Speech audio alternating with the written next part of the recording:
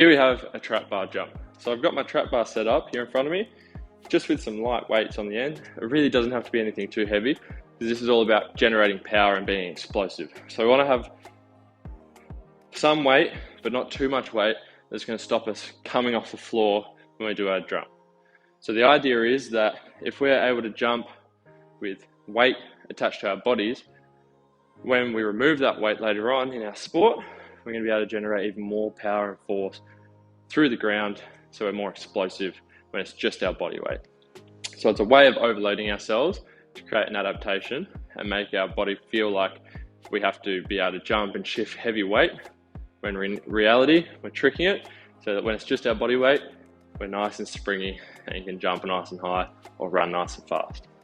So I've got my weight, I'm going to stand inside the trap bar.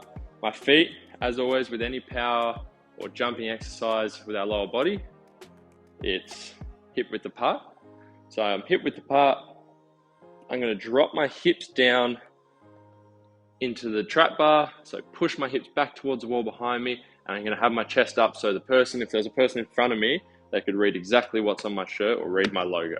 So I drop my hips, my chest is up, and from here, all we're going to do is we're going to explode up and power through, try and punch a hole in the ceiling with our head. So here, up, and then lower back down. So with a trap bar jump, what we want is every single time the bar starts on the floor and we explode from the floor up. So when I land, I reset the bar to the floor, I pause, I reset my feet, whatever I need to do, take a moment, and then I go again. The other important component is when I land, I don't want my feet landing too narrow. I want them at least hip width, if not shoulder width apart. So we've got a safe landing.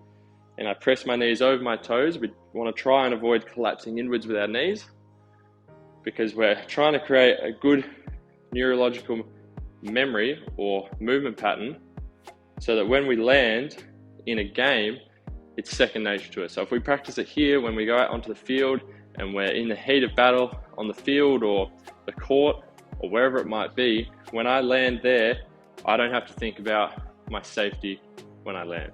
So if I create safe movement patterns here, it transfers directly to the game without us having to think. So if I land, my knees are over my toes, we're avoiding collapsing in because we want to avoid injuries like an ACL injury from what we call knee valgus, which is that knee collapsing inwards.